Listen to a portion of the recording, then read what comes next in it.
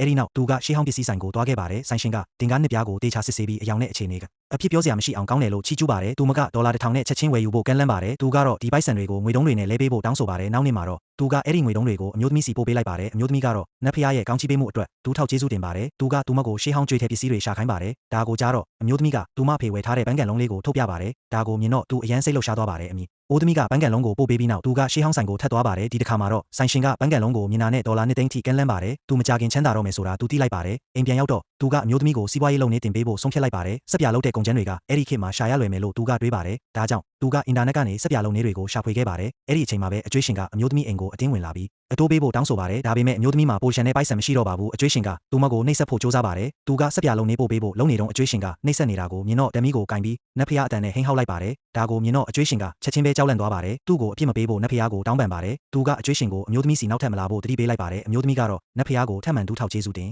နေပါတော့တယ်